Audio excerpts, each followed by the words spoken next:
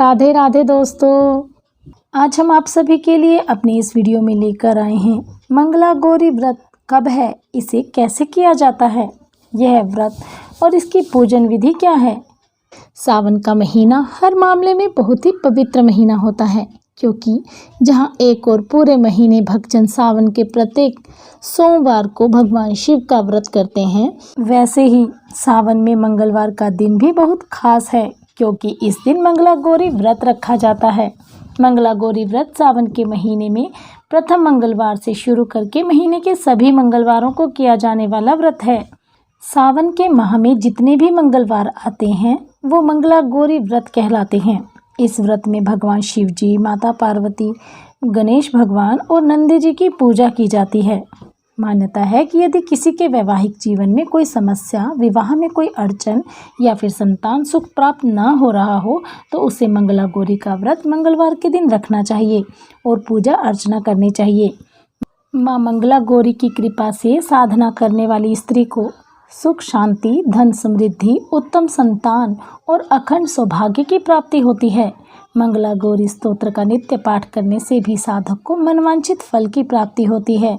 माँ अपने भक्तों की सदैव हर मुश्किल से रक्षा करती हैं।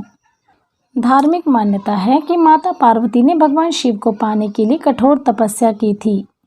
उनकी इसी तपस्या व कठोर साधना को आधार बनाकर महिलाएं यह व्रत, स्तुति व स्तोत्र का पाठ करके माता से अपने जीवन साथी की दीर्घायु का आशीर्वाद हासिल करती हैं। इस विशेष पूजा से जीवन में हर प्रकार का मंगल होता है, इसीलिए इसे मंगला गौरी पाठ भी कहा जाता है।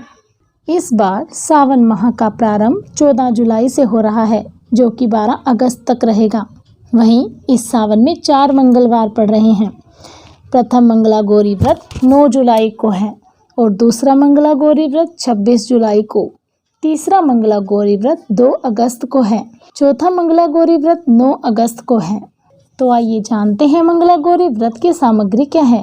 अनुष्ठान के दौरान आवश्यक सामग्री से शुरुआत करते हैं। सावन के प्रत्येक मंगलवार को आपको देवी गौरी की पूजा के लिए कुछ खास नियमों का पालन करना होगा।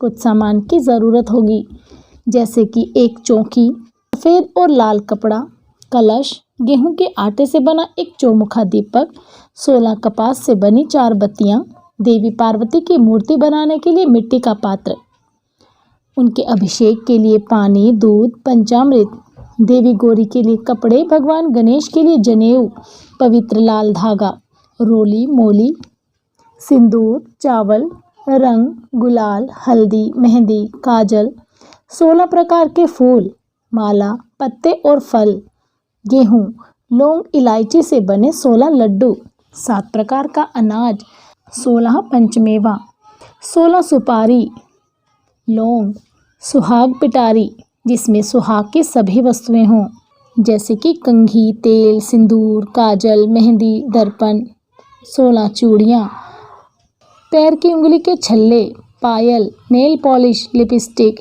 हेयर पिन वगैरह, नैवेद्य और प्रसाद। तो आइए अब सुनते हैं मंगला गौरी व्रत की पूजन विधि क्या है। जो महिलाएं मंगला गौरी व्रत रखती हैं वे सुबह स्नान करने के बाद सबसे पहले मंगला गौरी की मूर्ति या फोटो को लकड़ी की चौकी पर लाल कपड़े के ऊपर रखें। उसके बाद जल, दूध, दही, रोली, चंदन, सिंदूर, मेहंदी और काजल, चूड़ियाँ, मेवा, सुपारी, लौंग आदि चढ़ाकर उनकी पूजा करते हैं। इसके बाद भक्तों द्वारा मंगला गौरी व्रत की कथा सुनाई जाती है।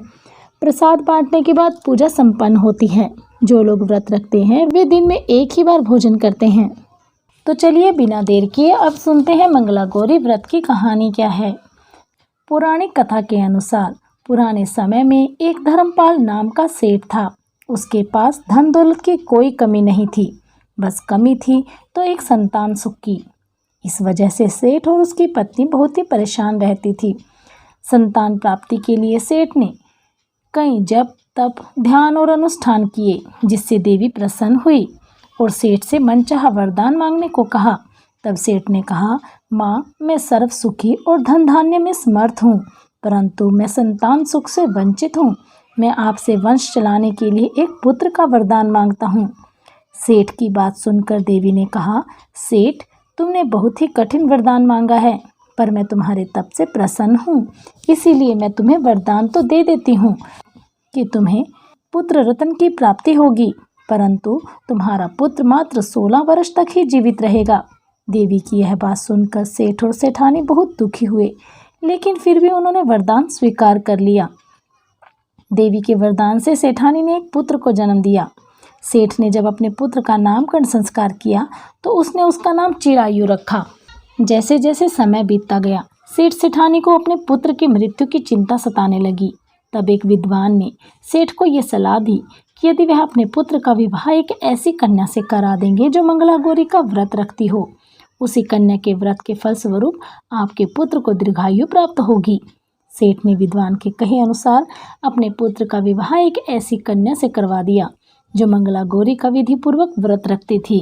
विवाह के परिणाम स्वरूप चिरायु का अकाल मृत्यु दोष समाप्त हो गया और सेठ का पुत्र नामानुसार चिरायु हो उठा। उसके पश्चात और भी महिलाएं श्रद्धा भाव से मां मंगला गौरी का व्रत रखने लगी। अंत में मां गौरी के सामने हाथ जोड़कर अपने समस्त अपराधों के लिए और पूजा में हुई भूल चूक के लिए क्षमा मांगे। बोलिए मंगला गौरी माता की जय। हे मंगला गौरी माँ, सभी सुहागिनों को अटल सौभाग्य का आशीर्वाद देना। तो दोस्तों, कैसी लगी आपको हमारे द्वारा दी गई जानकारी, हमें कमेंट बॉक्स में कमेंट कर अवश्य बताइएगा। हमारी कहानियों को ज़्यादा से ज़्यादा शेयर करें। यदि आप हमारे चैनल पर नए हैं तो हमारे चैनल को सब्सक्राइब अवश्य करें, बेल आइकन भी दबाएं ताकि आपको हमारी हर वीडियो की अपडेट प्राप्त होती रहे। हमसे जुड़े रहने के लिए आप सभी का बहुत बहुत धन्यवाद।